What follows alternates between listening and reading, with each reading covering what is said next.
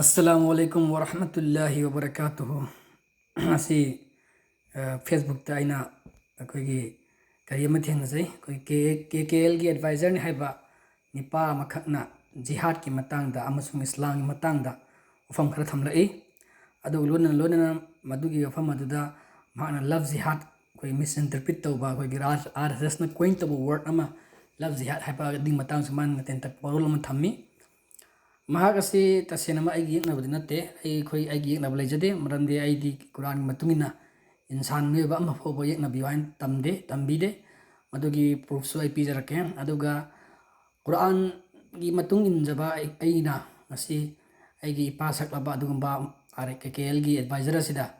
mahakna thambigriba Quran gi worol adu mayek sengna thambigidre madu ai namtang mima pakum pibo inasu aduga mayandusi awareness pibo inasu aina matang adu tanja adu lojaraga thamjage haibadi kainabida saigi ꯑꯩꯈꯣꯏ ꯈꯪꯉꯦ ꯃꯌꯥꯝꯅ ꯐꯣꯡꯉꯕ ꯋꯥꯅꯤ ꯃꯔꯝꯗꯤ KKL ꯍꯥꯏꯕꯁꯤ ꯁꯨꯞꯅꯇꯒꯤ ꯃꯨꯁꯂꯤꯝ ꯈꯛꯇꯪꯇ ꯌꯦꯡꯁꯤꯟꯕ ꯑꯣꯔꯒꯅꯥꯏꯖꯦꯁꯟꯅꯤ ꯑꯇꯣꯞꯄ ꯖꯥꯇꯤ ꯑꯩꯈꯣꯏꯒꯤ ꯍꯤꯟꯗꯨ ꯅꯦꯄꯥꯂꯤ ꯕꯨddhist ꯖꯩꯅꯤꯖꯝ ꯁꯤꯈꯤꯖꯝ ꯍꯤꯟꯗꯨꯏꯖꯝ ꯀꯔꯤꯝꯇ ꯃꯈꯣꯏꯗ ꯅꯨꯡꯉꯥꯏꯇꯕ ꯂꯩꯇꯦ ꯃꯈꯣꯏ ꯅꯨꯡꯉꯥꯏꯇꯕ ꯂꯩꯕꯁꯤ ꯑꯣꯡꯂꯤ ꯃꯨꯁꯂꯤꯝ ꯈꯛꯇꯅꯤ ꯃꯔꯝꯗꯤ ꯃꯈꯣꯏꯒꯤ ꯐꯦꯁꯕꯨꯛꯀꯤ ꯄꯦꯖ ꯃꯣꯏꯒꯤ ꯃꯦꯝꯕꯔꯁꯤꯡꯒꯤ ꯐꯦꯁꯕꯨꯛꯀꯤ ꯄ꯭ꯔꯣꯐꯥꯏꯜ ꯋꯥꯜꯁꯤꯡꯗ ꯇꯥꯏꯝꯂꯥꯏꯟꯁꯤꯡ ꯆꯪꯕ ꯃꯇꯝꯗ ꯅꯣꯀ꯭ꯔꯦꯝ ꯍꯩꯀ꯭ꯔꯦꯝ ꯋꯥꯊꯤ ꯋꯥꯔꯦꯝ ꯑꯩꯈꯣꯏꯒꯤ ꯅꯨꯡꯉꯥꯏ ꯋꯥꯀꯥꯏ ꯊꯤꯡꯒꯥꯏꯗ ꯇꯧꯔꯤꯁꯤ ꯃꯨꯁꯂꯤꯝ ꯈꯛꯀꯤ ꯑꯩꯈꯣꯏꯒꯤ ꯗꯦꯔꯣꯒꯦꯇꯤవ్ ꯑꯣꯏꯕ ꯄꯣꯠ ꯑꯗꯨ ꯈꯛꯇꯪꯇꯅꯦ ꯃꯣꯏ ꯎꯠꯂꯤꯕꯁꯦ ꯃꯁꯤꯅ ꯃꯩꯇꯩ ꯄꯨꯝꯅꯃꯛ ꯔꯤꯄ꯭ꯔꯖꯦꯟ ꯇꯧꯗꯦ KKLꯅ ꯃꯩꯇꯩ ꯄꯨꯝꯅꯃꯛ ꯔꯤꯄ꯭ꯔꯖꯦꯟ ꯇꯧꯗꯦ ꯃꯗꯨꯒ ꯃꯩꯇꯩ ꯈꯨꯟꯅꯥꯏꯕ ꯃꯈꯣꯏꯅ ꯔꯤꯄ꯭ꯔꯖꯦꯟ ꯇꯧꯕꯁꯨ ꯂꯩꯇꯦ ꯃꯈꯣꯏꯒꯤ ꯑꯣꯔꯒꯅꯥꯏꯖꯦꯁꯟꯗꯨꯒꯤ ꯃꯣꯏ ꯑꯦꯖꯦꯟꯗꯥꯗꯨ ꯈꯛꯇꯅꯤ ꯃꯣꯏ ꯎꯠꯆꯔꯤꯁꯤ ꯑꯗꯨꯒ ꯑꯗꯨ ꯍꯥꯏꯔꯤꯕ ꯄꯥꯕꯨꯡ ꯑꯁꯤꯅ ꯀꯨꯔꯥꯟꯁꯨ ꯐꯖꯅ ꯈꯪꯗ꯭ꯔꯤ ꯑꯗꯨꯒ ꯍꯗꯤꯁꯁꯨ ꯐꯖꯅ ꯈꯪꯗ꯭ꯔꯤ ꯑꯗꯨꯒ ꯃꯍꯥꯛ ꯃꯔꯣꯟꯁꯨ ꯁꯦꯡꯗ꯭ꯔꯤ ꯃꯩꯇꯩꯂꯣꯟꯁꯨ ꯁꯦꯡꯅ ꯉꯥꯡꯗ꯭ꯔꯤ ꯀꯨꯔꯥꯟ ꯍꯗꯤꯁ ꯈꯪꯕꯗꯤ ꯇꯣꯛꯈ꯭ꯔꯣ ꯃꯩꯇꯩꯂꯣꯟ ꯐꯥꯎꯕ ꯃꯍꯥꯛ ꯁꯦꯡꯅ ꯉꯥꯡꯗ꯭ꯔꯤ ꯑꯗꯨꯅ ꯃꯇꯦꯛ ꯑꯃ ꯍꯤꯟꯗꯤ ꯃꯇꯦꯛ ꯑꯃ ꯏꯪꯂꯤꯁ ꯃꯇꯦꯛ ꯑꯃ ꯃꯅꯤꯄꯨꯔꯤ ꯃꯩꯇꯩꯂꯣꯟꯁꯤꯅꯤ ꯃꯥꯅ ꯃꯤꯛꯁ ꯑꯞ ꯇꯧꯔꯒ ꯃꯥꯅ ꯃꯔꯣꯟꯁꯤ ꯁꯨꯕ ꯁꯨꯗꯕꯩ ꯉꯥꯡꯉꯤꯁꯦ ꯑꯗꯣ ꯑꯩꯅ ꯍꯧꯖꯤꯛ ꯊꯝꯖꯒꯦ ꯑꯍꯥꯟꯕꯃꯛꯇꯗ ꯀꯨꯔꯥꯟꯗꯒꯤ ꯋꯥꯐꯝ ꯈꯔ ꯃꯗꯨꯗꯤ ꯑꯜꯂꯥꯍ ꯇꯕꯥꯔꯛ ꯇꯥꯂꯥꯅ ꯀꯨꯔꯥꯟꯅ ꯏꯟꯁꯥꯟ ꯃꯤꯑꯣꯏꯕꯕꯨ ꯄꯨꯝꯅꯃꯛ ꯃꯩꯇꯩ ꯍꯤꯟꯗꯨ ꯈ꯭ꯔꯤꯁꯇꯤꯌꯟ ꯖꯥꯇꯤ ꯈꯨꯗꯤꯡꯃꯛ ꯙꯔꯃ ꯊꯥꯖꯒꯦꯔꯥ ꯑꯦꯊꯤꯌꯁ ꯑꯣꯏꯒꯦꯔꯥ ꯑꯦꯒꯅꯣꯁꯇꯤꯛ ꯑꯣꯏꯒꯦꯔꯥ ꯄꯨꯝꯅꯃꯛ ꯑꯁꯤ ꯑꯜꯂꯥꯍꯒꯤ ꯃꯅꯥꯏꯅꯤ ꯑꯜꯂꯥꯍꯒꯤ ꯑꯆꯥꯟꯕ ꯑꯜꯂꯥꯍꯒꯤ ꯃꯅꯥꯏꯅꯤ ꯍꯥꯏꯕ ꯋꯥꯐꯝ ꯑꯃ ꯊꯝꯃꯤ ꯀꯨꯔꯥꯟꯅ ꯏꯖꯠ ꯋꯥꯡꯅ ꯊꯝꯃꯤ ꯃꯗꯨ ꯄꯨꯊꯣꯛꯀꯦ ꯀꯨꯔꯥꯟꯒꯤ ꯁꯨꯔꯥ ꯑꯜ ꯍꯨꯖꯔꯠ ꯁꯨꯔꯥ ꯍꯥꯏꯗꯤ ꯆꯦꯞꯇꯔ 49 ꯚꯔꯁ ꯅꯝꯕꯔ 13 ꯑꯁꯨꯝꯅ ꯍꯥꯏ ꯍꯦ ꯃꯤꯑꯣꯏꯕ ꯇꯁꯦꯡꯅꯃꯛ ꯑꯩꯈꯣꯏꯅ ꯁꯦꯝꯈꯤꯕꯅꯤ ꯅꯈꯣꯏꯕꯨ ꯅꯨꯄꯥ ꯑꯃ ꯑꯃꯁꯨꯡ ꯅꯨꯄꯤ ꯑꯃꯗꯒꯤ ꯑꯗꯨ ꯑꯣꯏꯍꯟꯈꯤꯕꯅꯤ ꯅꯈꯣꯏꯕꯨ ꯀꯥꯡꯂꯨꯞ ꯑꯃꯁꯨꯡ ꯐꯨꯔꯨꯞ ꯅꯈꯣꯏ ꯑꯃꯅ ꯑꯃꯕꯨ ꯁꯛ ꯈꯪꯅꯖꯕ ꯌꯥꯅꯕ तसेंगनमक अल्लाह की मनाक्ता नखोई ख्वाइदगी इकाई खुमनिंगाई ओइबदुदि नखोई मनुंगदगी ख्वाइदगी हेना पुण्य लेबदुनी हाइबदि वर्चू लेबदुनी थमोई सेंगदुनी का तसेंगनमक अल्लाह दी खंगबनी पाव फंगबनी सिनी वर्स असी ताकपीरिसे मसिगी वर्स असी कुरान की कोई चैप्टर 49 वर्स नंबर 13 असी मसिना सोशल जस्टिस की फाउंडेशन ने ताइबंग मियोइबा पृथ्वी से लेरिबसे असीगे अखोई सोशल अमतो ओइबगी ताइबेंग हिंदू ओइगेरा क्रिश्चियन ओइगेरा बुद्धिस्ट ओइगेरा अदगी लायाम नाक ओइगेरा लाक ओइगेरा लाई लेबो हाइगेरा लाइतेबो हाइगेरा थाजे लाई थाजेगेरा थाजरगेरा धर्म मानरगे सक कुचू खेतनगेरा ममाई पैगेरा वांगेरा नेमगेरा लाइरगेरा इना खुनगेरा अदु अमता खाइदबा अदुगुंबा सोशल जस्टिस की फाउंडेशन ओइबा आयातनी हाइबदि वर्स नि सिगी वर्स से अल्लाह ताकपीदसे मियोइबा असि निपा अमसु नुपी अमदगी सेंखिबनि अदुगा ट्राइब्स मैम खाइदोकपनि अदुगा मागे हाइबा अखोई खाइदोइबस मैम असे अमगा येंथिननागागी अमगा नुसिनदरंगागी अमगा थिननागागी नते नेशन अमसुं ट्राइब खाइदोइस अमना अमबु मसक खंगनागागिदमक्तनि हाइबसिनि हाइबदि कुरानना कुरानगी अवोइबा अमतो ओइबा वखलोन अदुदि एड असिगी मतुंगिना वर्ड असिगी मतुंगिना अरबिक उम्मा हाइबदुनेबा उम्मा हाइबदि लाइबाक नत्रगा खुनाई असि थाजबगी वखलोनगी ओइबदा करिगुम्बा मखल अमतदा नेशनलिज्म की अपाम फोंदोरप उठप यादे कुरान ताइबंग मियोइबबु अमत ओइबदा लुमना थम्मी मदुसु अचुम्बदा युमफम ओइबगी मचननी आयात असिना वर्ष असिना अखोइदा तंबी मियांगी अचुम्ब वयेलगी मसिना युम्बीनी सोशल जस्टिस की मधु मथक की हजिक पनख्रिबा वर्ष असिना सखीनी Allah gi miryengda achumba gi yumpham oibada jati lanthum kuchu nipa nupi lam sagai yek salai asina chingba khaide adubu taqwa haibadi achumba phambainaba amasung Allah bu kiba ishwar bu kiba minung sidani Qur'an sumna hai aikoi gi mi amana amabu param khoi sakhi letna pangangang ba machin thiba oidaba haibsi ngang noibse mi amana amabu no thigna se Qur'an tambi chapter number 49 Qur'an gi surah al-hujurat verse number 11 da karena he thajabasing haidi he muslim sing nak moknoidabani mi kanglup amana atopa kanglup amabu oibi ai makhoiduna hena pharamba makhoidagi natraga nupi singasu atopa nupi singbu oibi ai makhoini hena pharamba makhoidagi aduga nakhoina sel ikai pinoidabani natraga kaunroidabani amana amabu phattaba mingau singna phattabani haiba indaba haiba mi sing thajaraba matungda kanagumana ningamdana hanjilaktraba adoirabdi makhoido aranba tawba singni masina kaina ha matamna Qur'an siga ya asina kai tambi sigi verse asina kai tambi ha matamda miyoiba khunaibu amatu oiba himinabagi dharma sak kuchu haurok phamgi khetnaba thamdana tongan tongan ba leibak phurup ki wakhalon khetnaba sing punna leminabada sagatpa adugum tambiba verse amani haibtare aduna Qur'an na khigi fattaba tambide Islam su fattaba wakhan leite aduga aikogi Islam hajik pabung sakpa nupa sin haibirisi aikoi atoba dharma namfuda Islam ohenna biwa haribdo madu ayat asiga yam verse asiga yam kaknai aduna mana haripatu Qur'an padana haibani bahama sar haibani mangonda jealousy intrigue kalakpa aikogi yengthiba thamuida thamaga ngangbu wani haibasi ai thamjage maramde Qur'an man haripatu suptam tambida ai Qur'an gi satra ama oina madu ai yaningde hariba chapter adugi mathang gi verse number 12 subda sumnang paso hai he muslim sing thajaba sing thado u bhama sagatpa ayamba ta senamak bhapna sagatpa kharadi pakni paulon lonna thiraga tamganu natraga mitungda wa ngangba tawganu nakhoi kharna kharagi pamgadar nakhoi kanagumba amana amagi siraba machin manawgi sadong chaba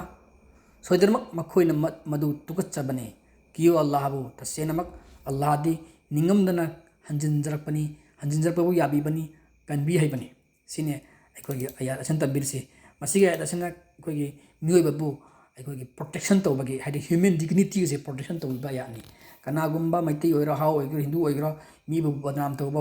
backbite tawba spy tawba asigumba sem Islam da yade aina hindu su Christian su any jati khudimak to ko human being ne insan ne ba human amagi backbite tawba haibase spy tawba se asiba miyoiba amana asiba hakchang adu chathopugumaneba kaina kai asiba chadeba nongsa asiba chadeba izat tawnayeba adu aikhoina maitai osunu hindu osunu muslim osunu amana amagi aranba pangangangnaba spy tawnaba backbite tawnaba amama bhama sakal pangangangnaba se asi tawba sine ambra miyoiba amana miyoiba machiminau adugi asiba hakchang man chabgumaneba sine Qur'an takpirse aduna akogi hojik panbiraba akogi KKL gi akogi advisor ni hariba yamana haribase masi yumpham yaudabani haibase aduga mahak masasu Qur'an khangdri aduna Qur'an da negative oiba muslim da negative oiba thot ama chelido masagi aranbani Qur'an na muslim boss mena tambide arama thau on tambide adu hojik ki pasaklaba KKL gi advisor duna hayaba Qur'an sarif na haibadu chatlo na musu hayaba man harise aduma Qur'an sarif na akogi Islam dharma namfuda jia lo khotpa yamasu hayaba man harise Quran chatlo so ab kusu Quran gi matung ilu sar am kusu Quran gi negative ba basa wasungang he Quran da haida ba pot ama adu sangak pamne Quran de phajaba ayat ama ai khangat chage Quran ge ayat lo Quran de paliba verse ayat de verse ke mo na phajai adu bo aina matang ase ga mari lina na yana phajai haina aina lakhot chage ayat ama khak Quran ge chapter number 17 verse number 70 ko ge chapter de aming na the children of Israel bani Israel hai chapter number 17 ni aduga verse number verse number 70 da asumna hai kariyana soidanamak aikhoina haibadi Allah na ikai khumnai adam gi masa singbu ubibani makhoibu kangfal amusung samudrada bibibani makhoida chinjak afaba pot singdagi aduga mathak thongna lokhat pibani makhoibu aikhoina sembikraba khusem kaya dagi luna chana tawbiduna verse asina takpiri madudi miyoiba jati Christian, Jew, अमसुंग इस्लाम धर्म नदे मियोबे हरकपसी अहानब हरकप मियोबे मपा अहानबसे आदम ने हाय आदम single man आदम अमसुंग single mama इवी नत्रगा हवा अखोइना हवा हाय English ते इवी हाय आदम man इवी मखोय अनि की सदा नोदा ngate ta मियो लेसिंग से मखोय सिंगी मचा मसुंग होतने अखोइ सिदा हिंग्लिश से मखोयदी चाइथोरकपनी मदु क्रिस्टियन हायरसु हायबा नत्रगा जूनो हायबा मुस्लिम हायबा सिमान अखोइ आपकाबन ओरगा अतोप फुरुप अतोप जाति अखोइ एथियस ओइगरा हिंदू ओइगरा मैतै ओइगरा मखोयगी हरकपदा अदम गमै लेनदे मखोय लेक तंबी बियाय अदु ओरगसु मखोयना थाजद्रगसु अदमबु थाजद्रगसु इबिबु थाजद्रगसु अखोइनदि थाजै कैना मैतैसे अदमगी मचाने अखोइसे अदमगी मचा मोइगुमना अदुगा अखोइगी हिंदूसे अदमगी मचानी इबिगी मचानी अखोइ मुस्लिम जीव क्रिश्चियन से अदमगी मचा इबिगी मचा मोइगुमना हाय अखोइना चमाना दो मिदेंग अमी येंगे मखोइना अखोइदि तोंगाना ये थमजरमबदि थमजगनी कैना कन मखोइदि तंबीदे अहान बोरकपसि मोइदा अदमने इबिने तंबीदे अखोइदि तंबीएबा अदुना अखोइ तंबी बसे कैन हापकन द ह्यूमन बीइंग गिनेबा मुस्लिम खकि नते अखोइ तंबीरसे कुरान तंबीरसे अदुना क्रिस्टियन अमसुंग मैतैना पार्टिकुलरली मैतै अदम हारगे मैतैना हिंदूना अखोइगे मखोइगे हरकपसि मोइ मपा अहानबसे अदमने ममा अहानबसे हवानी इबिने हाइद्रगसो कुरानदि हाइरे करिना मियोबसे अदमगा हवादगी लाकपनिना अदो अदमगा हवागी मचासिंगसे अल्लाहना करिना हागे कंदा इकाई खुमनब उत्पियेबा इकाई खुमनब उत्पियेबा हायेबा अदमगी मचासिंगबु इकाई खुमनब उत्पियेबा अदुगा अदुगा कई हाइतारे सिने की हारिबो जगी पनबिग्रिबा इन वर्स असिना के अल्लाहना इकाई खुमनब अदमगी मचासिंगबु उत्पि पुबिबनि मखोइबु कंफाल अमसुंग समुद्रदा पिबिबनि मखोइबु चिंजा अफबा पोचिंदगी अदुगा मथक थोंगना लखोट पिबनि पिखिबनि मखोइबु अल्लाहना सेमखिबा खुसेम कयादगी लुना चाना तो बिदुना हाइसे सिने करी फुंदो की हाय कांदा होगे अल्लाहना चप मानना इकाई खुनबी हाइबनेबा मियोबु जाति सिंगबु पुनमकपो मसिना ताकतेब कनागुंबा जाति नत्रगा अखोइगे कंगलोप नत्रगा खुटपु अमतबु तोकना खाइदोक्तुना थम्बगी मसिना इंथु बिख्रेबा कुचु नत्रगा जाति नत्रगा सलाइना योमफम नतुना सगतपा अमनस अमदगी थाक चांग नत्रगा गुण अखोइगे हेली मतिक मयाय हेली हाइबा नापल मितांग नबा वखल मयामदो मसिगे यादसना मसिगे वर्डसना कथखखबनेबा अखोइ हजि अखोइ थोगै मैतैगी अखोइगे पंगन ओगरा मैतै आई मैजै दम हाइगे मैतै थोले अखोइगे केकेएल अखोइगे अखोइ मैकंग अखोइ मैतै ख्वाइदगी अथुब जातिनी अखोइ नत्रगा अखोइ क्रिस्टियन अखोइना ख्वाइ अथुब जातिनी खलम तारबा कुरान कथलबनेबा अखोइ मुस्लिम अदु थाजबा यादे अखोइ मुस्लिम जातिना अरबना ख्वाइदगी हेना लिंगी जाखोटली गाना अखोइ अदु खनबा यादे कुरान सि मतु याछि मतुंगना अदुना अखोइदा अदु सुगुम खनबसिंगसिते हिंमिन्नबदा वारिसे सुगुम्बा वखन खनबा अैगी खुनगी अैगी इगेना खलकपसे अखोइ कुरान अदु तांबीदे अदु मोइगी लेक तांबीबा खंदे मखोइना अथुंबा थोलई म्याम वखलोन चिंग पुखलई म्यामसेको अै खंदे अदु मोइ तांबीबा अखोइ इस्लामदि तांबीदे कुरान तांबीदे अदुगा अखोइगी जके केकेएलगी एडवाइजर ने हाइबा अैगी पाबुंग गुम अै पा सकलबदुना हाइबीखिबदा कुरान की चैप्टर नंबर 9 सूरा तौबागी चैप्टर नंबर 9 सूरा तौबागी आयत नंबर 29 मानदी पेज नंबर 9 चैप्टर नंबर 29 कैना हाय अदु माइक अरानबनी मान खंगदबदगिनी कुरान चैप्टर नंबर 9 पेज 9 हमते चैप्टर 9 हाइदोबनी सूरा 9 नि अदु चैप्टर 9 हारगा हाइबिया दे चैप्टर दी कोइगी चैप्टर 29 हारगदे माना हार पोतो लाले वर्स 29 हाइदोबनी अदो अहानबदा चैप्टर नंबर 9 सूरा तौबा से सी मतंग आइन करिगुम फम अमतंग थमजगे मदुदि हाइरिबा चैप्टर से मसिग चैप्टर से प्रोफेट मोहम्मद अमसुंग मुस्लिम सिंगी माई मतुंग इनबसिंग इस्लाम धर्म संदोकपा हौरकपगी तौनखिबा अखोइगी संधिसिंगदुगी मतंगदा निंगसिंगबिबनेबा सिगी चैप्टर सिदा नैनबि याय अखोइगी इस्लाम धर्म संदोक मतमदा येकनबसिंग अमसुंग अखोइगी मिचंगसिंगसिगा अखोइगी मिचंगदु प्रोफेट मोहम्मद की मिचंगसि ज्यू ओइबे नत्र क्रिश्चियन ओइबे नत्रगा अरबता लेरिबा आइडोलेटरसिंगदु ओइबे खुदम ओइनाको अदो मिचंगसिंगदुगा आइगा सपोज आइगा मैतै कुकी होजे खतनरेबा अददा मुस्लिम मखै होजे मैतैगा शांति अम तौनरेबा करिना नंग अखोइ मैतै पंगन नंग अखोइ मैतैगा मिचंग ओइगदौनी शांति तौनरेने अदुगा शांति तौनरा मतुंगदा अखोइना कुकी मिचंग संथोखरगदी शांति चे इनरगा अमका अखोइना कुकी मिचंग संथोखरगदी अखोइसि मैतैदा बिट्रे तौको चमानदुइनेबा अदुगी मतंगने बसिगी वर्स सिगी होल चैप्टर नंबर 9 डील तौरसे अदु माना चैप्टर नंबर वर्स 9 असिगी वर्स नंबर 1 दे पारागले मा अदु ज्ञान ताकनेबा टेक्स्ट मतंग लापदु अदुदगिनेबा टेक्स्ट लाक्तोसे टेक्स्ट कइनो जिजियासि कइनो हाइबसे मान इलीगल ने माना अखोगी टेररिस्ट लंबी लमखांग थटल मुनबा अदुगुमनि माना हाइसे सिजी माना हरोपति पाप ता माना खंगनेबा अदा सिगisi अखोगी अखोगी चैप्टर नंबर 48 की वर्स नंबर 18 गसु माना कंपेयर तरो पाबे हारि बसी अखोगी हुदय बियागे तृतीय ना हैबम लई हुदय बिया तौन के तृतीय मा संधि मा अदुगा अहाम संधि अदुना अल अकाबा तौबनी अमसुंग अल अकाबा संधि अनिरक तौगी अदुना अदुसु तौखिबनी अखोगी सिसे अखोगी सेल नेक्टर ने प्रॉफेट मोहम्मद की लाइफ हिस्ट्री अम लई अदुगी पेज नंबर 216 अमसुंग 227 दगी पाबी बिया कने जू सिंगा प्रॉफेट मोहम्मद का तौन के संधि अम लई मदुई मतांग से अखोइना कुरान अखोगी हजिकी हारिबा प्रॉफेट मोहम्मद की लाइफ हिस्ट्री सेल नेक्टर असिगी पेज नंबर 273 अमसुंग 274 से पल्ली अदुगा मोआनाई गुहादा तौनखिबा संधि हाइबमसु लई अखोगी ट्रिटी है तारे पेक ट्रिटी संधि मसी सु हारि हाइबा अदुगी सेल नेक्टर अदुगी पेज नंबर 397 अमसुंग 399 द पल्लीबनी अदा अल मकना की संधि अदुसु याउरी अदुसु अखोगी loss calendar and prophetic events हाइबा आई उस्ताद फजलुर रहमान शेख ने इबा अदुगी पेज नंबर 127 दसु याउरीबनी अदु उकैदिर की तौनखिबा संधि हाइबमसु लई उकैदिर संधि सिसु हजिकी हारिबा लाइक असिगी लमाई 300 अमसुंग 301 द पल्लीबनी असुमना प्रोफेट मोहम्मद का थाज दबसिंग का हाइदे येकनबसिंग अखोई इस्लाम धर्म बा थाज दबसिंग की गा संधि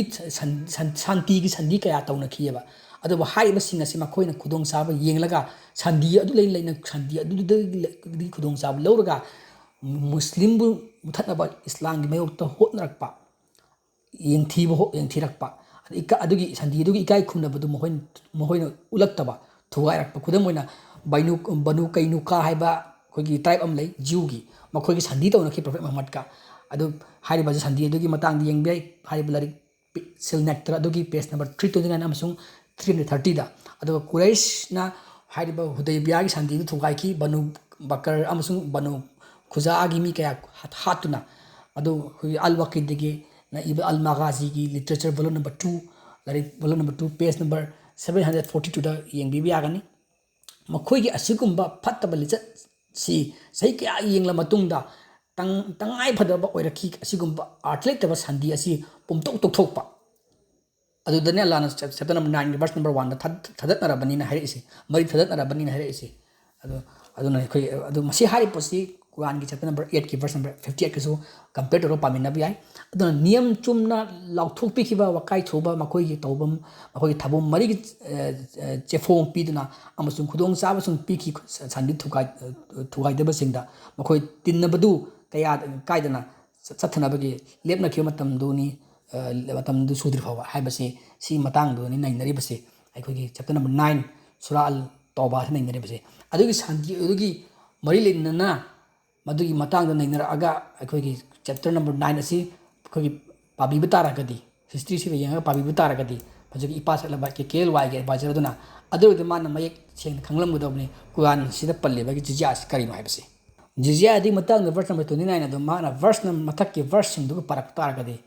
वर्स नंबर 25 तक माना पारम तारगदी कंटेक्चुअलाइज तौर पारम तारगदी माना ज्ञान तागदोबनेबा कुरान असी चैप्टर पुन 113 यावरसे चैप्टर 113 असी अखोगी कुरान लाइक ओइना डायरेक्ट मपुम मोइना आसमान दे लंगथपनतेबा प्रॉफेट मोहम्मद तौई मसी प्रॉफेट मोहम्मद की प्रोफेटिक कैरियर चाहे कुल हुंदुई चंगना रेवलेशन ओइना अखोगी मागे एंजल गैब्रियल के थ्रू दगे लाई के दूत की थ्रू दगे प्रॉफेट मोहम्मद ता तंजा की मतंग की तंकक की पिसमिल ओइना स्टेज बाय स्टेज थोदो ओथो की मतुंगिना अदुगी मतुंगिना थारकपा अखोगी लाइक नेबा कुरान हारिसे अदुगी अदुन मरम ओरगा अदुगी हिस्टोरिकल अखोगी नैरेटिव्स मखैदुगो चानना पारकदबनेबा सल्लगा अखोई पेरी चिक्स मागी अपा चेरी पिक्स मागी अपा मद खंगल चूस एंड पिक्स तौरगा पारगा अदु हाइरे कुरान अदु हाइरे हाइरदि आ थाइना अखोगी वियतनाम वारदा अमेरिका की प्रेसिडेंट अखोगी वियतनामीस अखोगी लामी मक वियतनामीस मखै लोय मक टेररिस्ट ने हाइबदो अदु हजिक अखोई हजिक वियतनामीस मैम लागा अमेरिका ले हातो अदरबा अखोगी प्रेसिडेंट प्राइम मिनिस्टर टेररिस्ट हाइखिदो अदु अखोई ब्रिटिशर्स अखोगी फ्रीडम फाइटर्स इन टेररिस्ट ने हाइबा अदु ब्रिटिशर्स से अखोई सिदा लागा अखोई टेररिस्ट ने हाइ नत्र इंडिया से ब्रिटिशर न टेररिस्ट हाइखमेना इंडियन प्रेस उ कन ब्रिटिशर्स हतकतराबा अदे मागी कंटेक्स लेबा करी मतंग द हारिम हाबदो अदु खंगदबने हेबा अदो हजि पारक के माना वर्ष नंबर 29 द माना अपाखे द सिनी मखोय जुन थाजद्रि अल्लाह अमसुन अरोब निमित्पो हाबदि कोरौ निमित्पो हाबदि कुरान तंबीरी खोगी जमीन अमसुन आसमान से नोंमदि नोंमदि लोइगनि हाबसिगी अदु अथिंग ओहेंद्रिबा अल्लाह अमसुन मागी रसुलना अथिंग ओहेंख्रबा अदुबो अदुगा अचुंब धर्म दो लौ हाइबा याद्रिबसिंदो लारिक फंख्रबसिंगी मनुंदगी मीसिंगदुदा अदुगा थंगाइनो मखोइद खाजना थीद्रि फौबा हाइबदि टैक्स थीद्रि हाइबदो जिजिया हाइबदो थीजिद्रि फौबा मखुद मकना अदुगा मखोइ तोनथरबसिंग ओइना मसादा फाउदद्रि फौबा सिगी वर्ष असिदे हाइरसि कनादनो टैक्स थी हाइरसि particularly Jew अमसुं Christian दनेबा अरे particularly हमको Jew दनेबा Christian दनतेबा बांदे कनो कानसते Prophet Muhammad का ट्रीटी तो तौना ख्रिस कना था कन Jew सिंग दनेबा पर Jew सिंग ट्रीटी तो नरिने Prophet Muhammad का होगे पीस ट्रीटी तो नबनेबा दो पीस ट्रीटी थुगाइबा कांदनेबा सिगी पोसे वर्ष लाइजे मोइन 23 years 13 years की चाहिदा सही 13 years तो मोइन हजे इजराइल ना पेला साइन तौबसे अखोगे शांति ट्रीटी तौरगा ट्रीटी मंगदा मके मोइन लांथिंगलगा लंबुतिन मजे ट्रीटी तौरगा शांति ने लाइजन शांति लेरका ना संगदार मखैना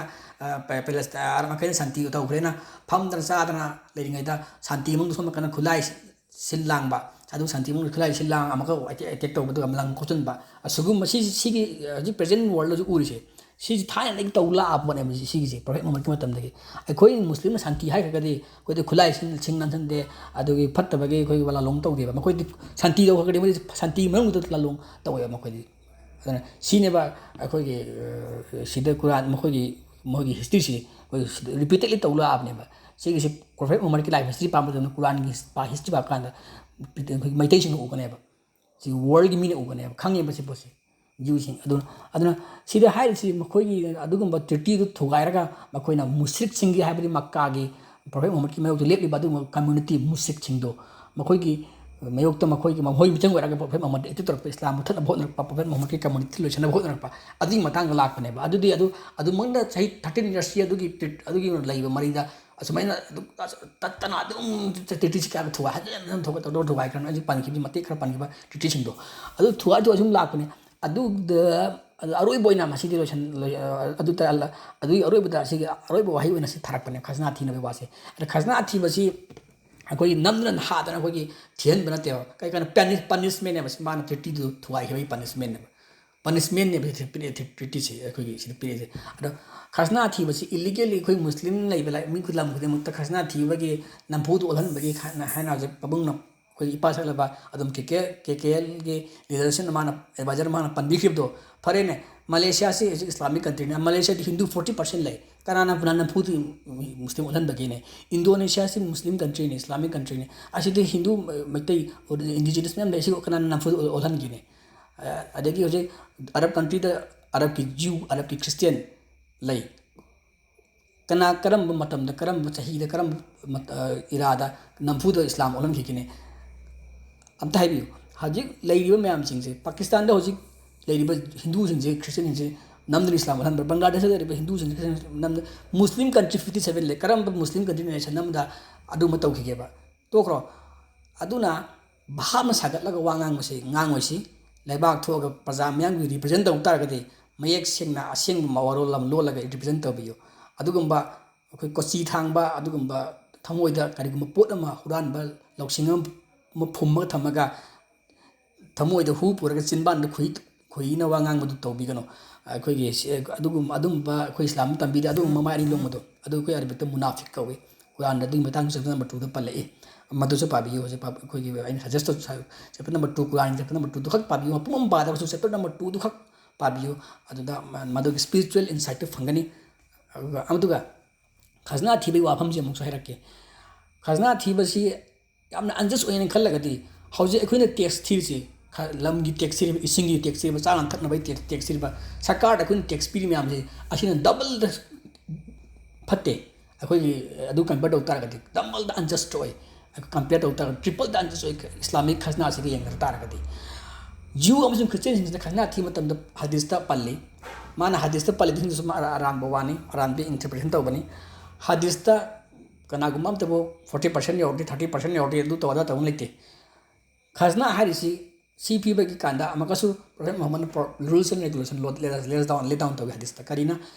करीगुम्बा जीव अमसुं क्रिश्चियन मुस्लिम इस्लामिक कंट्री लेरबा इस्लामिक कंट्री ले मतमदा मुस्लिम समाज के इस्लाम की युम्बी मंगा ले युम्बी मंगा से कहीं नपकंदा अहानबदा मपू अमु थाजबा मसा उदबा अमखतंग थाजबा अनिसुबदा करी प्रेयर मत मंगा तोबा अहुम सुबदा अखोगी लैत लाइरबदा अनंगबदा अखोगी चैरिटी पीबा अदुगा मरी सुबदा रोजा था हेंबा चही मुंगदा अमरक था अमा को अदगी मंगा सुबदा अखोगी हसपा पिलग्रिमेज तब मक्कादा सिगी युम्बी मंगा सिन इस्लाम की पिक्चर ने तारे फाउंडेशन ने तारे अदो सिगी युम्बी मंगा सिदा अखोई मुस्लिम की चैरिटी से कंपलसरी होना पीदब लेरेबा जीव अमसुं क्रिश्चियन की चैरिटी कंपलसरी होबा मागी धर्म ओइदे हिंदू की चैरिटी कंपलसरी होबा धर्म ओइदे मागी चही की चागे कोई पैसा पाए बिना खुमसिना मागी चही की कोई हतुअगा आई बैंक पैसा असुक लेरे आई अकाउंट पैसा असुक लेरे आई थाई पैसा असुक लेरे असुक तुंगे अदुदि आई फैमिली असुक सिनरे अदुदि आई असुक असुक अना मागी चैरिटी पीगदबगी मागी रूल लेब्रबा लेजब्रबा हिंदू की क्रिश्चियन की मैतै की लेब्रबा लेतेबा इस्लाम खतने बेरिसी वर्ल्ड अदु तागदे चैरिटी इस्लाम द कंपलसरी होबना मुस्लिम वर्ल्ड की होल मुस्लिम पॉपुलेशन की चैरिटी पीदोरेबा अदो अरब कंट्री लेरिबा इस्लामिक कंट्री लेरिबा जीव अमसुं क्रिश्चियन नत्रगा अतोप जाति सिंग अदुना चैरिटी पीदबिदा मखोइना पैसा लै तारगदे सोशल डिस्पेरिटी इम्बेलेंस ओइबताने अदुगी इम्बेलेंस तो ओइदनगाई गिनेबा मुस्लिम दो ऑलरेडी चैरिटी पी लेरेबा हिंदू दी क्रिश्चियन दी बुद्धिस्ट दी जैनिज्म दी इस्लामिक कंट्री लेबि मो चैरिटी पीदेबा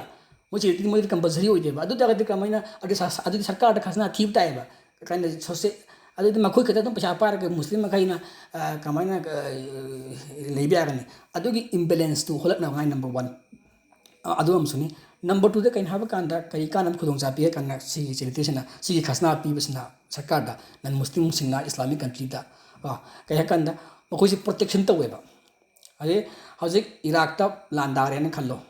इराक ता इराक के लांथेंदरे कना के ईरान लांथेंदरे खल्लोने अदा इराक का ईरान लांथेंग मतमदा इराक ता लेरेबा जीव अमसुं क्रिश्चियन मखै सिंगदो अदर ईरान लेरेबा जीव अमसुं क्रिश्चियन मखै सिंगदो वेल प्रोटेक्टेड ओइकनेबा वार ता करिगी मखोइ खसना अदुना प्रोटेक्ट तौगनेबा वार दा मखोइ सोखलोय मखोइ दा केम सोखलोय मखोइ बु मुस्लिम अमता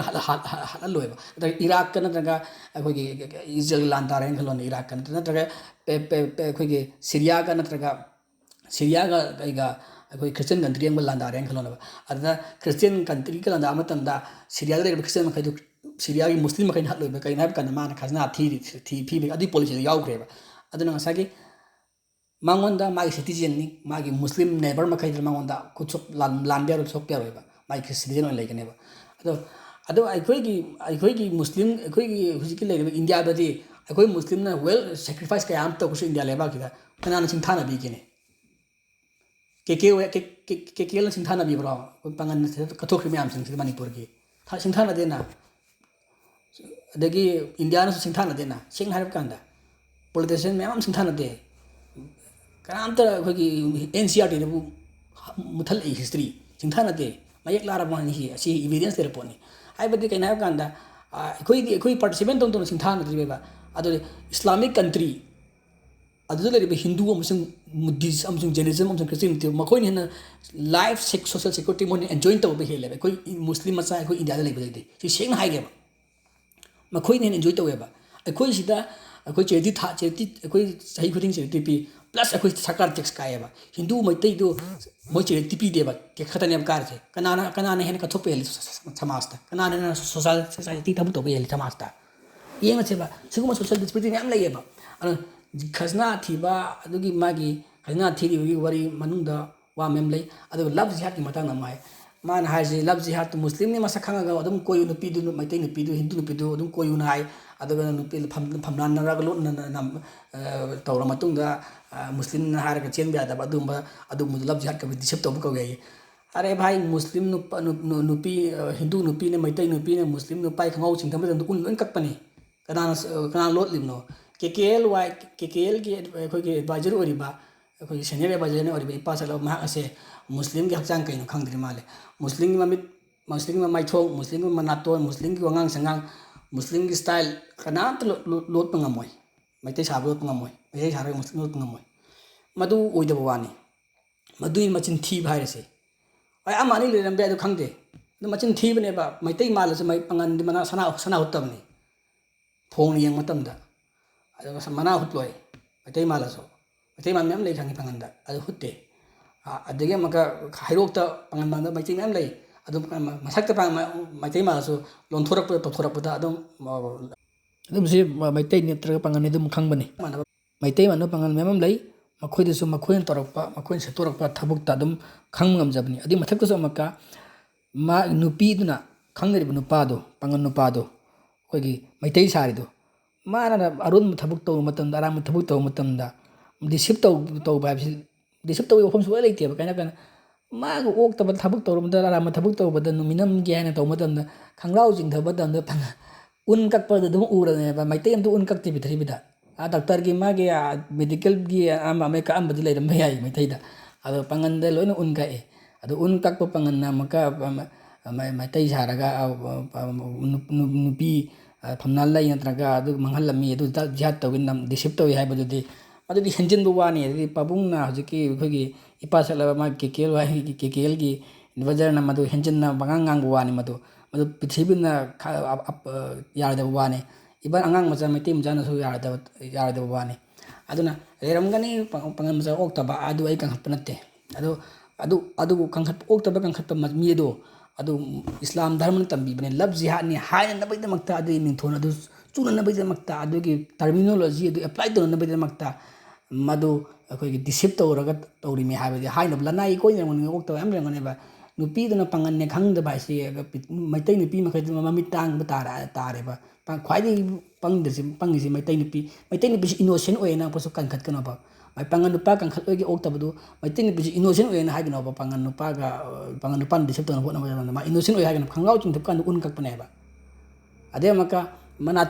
मना हुत्तबने है बा अदनो ओइदबा ओइबे अदबा वासि ngang बा एखोगी इपा सकपा अदु याम अहल ओरबा दुगा सोसाइटी की समाज की लुचिंग पुरेन अमो ओइन थोले इमे हारगा कंगलै पा कनबल थोले इमे हारगा मिनम्ब वांगांग मिनम्ब गलोइन थोलक फंगते अदु मदु याम नापचा दब वानी नचा ओइबा एखोइना फब मदु ताबदा यात्रे अहल ओइबा मतिक चारक्त्रे लुचिंग बदि लारदना अदुना मतंग असिदंग असिग दिसि हारो सिंजरगे।